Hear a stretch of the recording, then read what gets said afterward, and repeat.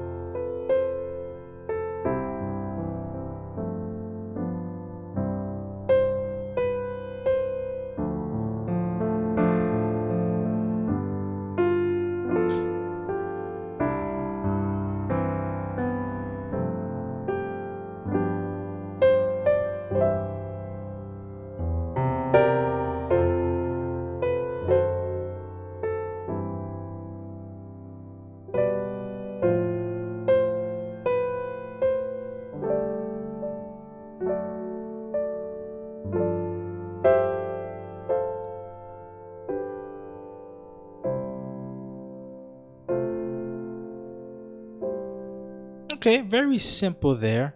So as a person who's new to this kind of playing, you want to first start with the melody, okay? Because the melody will determine what chords you play, right? So let's practice the melody together. Just your right hand.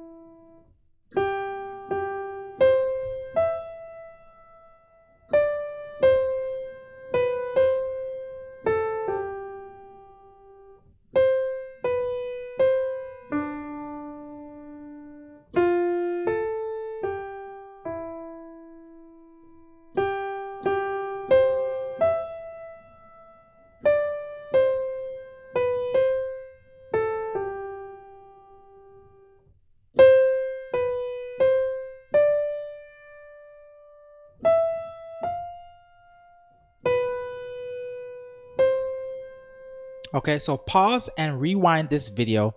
Do it as much times as you can, 5 to 10 times a day. If this is brand new, try and just learn the melody. Okay, very important as a gospel pianist to learn how to play the melody of the song so that your playing is recognizable by the congregation or by yourself or by your family, right? So now let's put some chords to that melody. So our chord chart is here. Oh Lord, my, it's on the 5, which is a single note G. However, we can play the actual 5 chord, which is G major. Okay, so that's G major. You could also do a variation of this. You could turn this into a dominant chord. So let's move this D to a F. All right, so that dominant chord gives a nice gospel flavor. We could also move this D to an E. Okay, so what is this chord? Well, it's a G dominant. If we move the D to an E, it's a 13. Why? Because the distance between G and E is actually 13. G to G is 8, 9, 10, 11, 12, 13, right? We're using the number system, using the scale. All right. So this is a G chord, so you're referencing the G scale. All right, so G is 1, 2, 3, 4, 5, 6, 7 is F, 8, 9, 10, 11, 12, 13 is E. So this is the bare bones of the chord, right? We got the 1, the flat 7, and then we got the 13. So all in all, we call it a G13, or you could just do a simple G chord. Okay. Oh Lord my. So when you play that melody, oh Lord my, we're harmonizing, or in other words, playing chords to that harmony. Oh Lord my. And then God, the melody is in E that you now learn. You have learned, right? The melody. God. So let's play a C major inverted with the E on top. Okay, here's our C major chord, but let's invert with the E on top like this. So right, that's a 5 chord, resolve to the 1 chord, God. All right, and then when I am, right? So you could just play the C chord, just the basic C triad. When I am, and I'm kind of rolling the chord. When I am, right, and then awesome. This is where we change to a 4 chord. Awesome. So that's the melody. When I am awesome. So awesome is an A, which is the middle of the F chord, the 4 chord, F-A-C. But it's inverted with the C on the bottom. Then our left hand is playing the F and C, which is the 1 and the 5 of the F major chord. Okay? Awesome wonder. So awesome wonder is really just the A and the F. Awesome wonder. Okay, or you could go awesome wonder. See how we just did inversions with that melody? Awesome wonder. We just inverted the F chord. Awesome wonder. That's why it's important to know your inversions, right?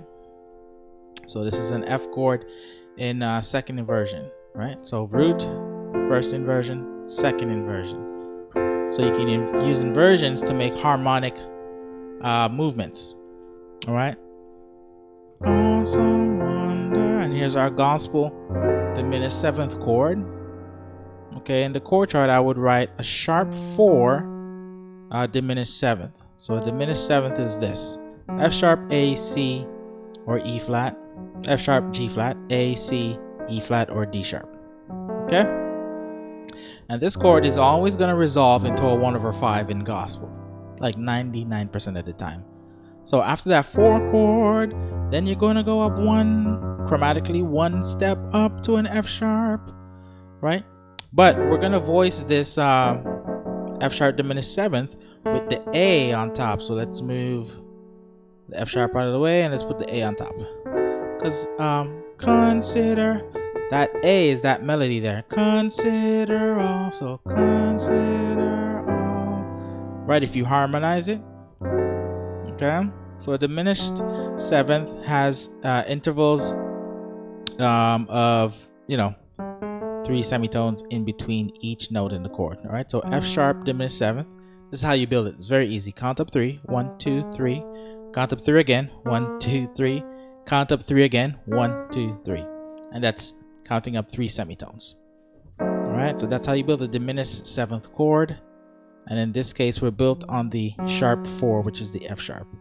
But we voice it with the A on top. And the left hand, we're just doing the root and the 7th, or the top, F sharp and E flat in your left hand. And then it resolves into a C major, C, E, G, with a G and E.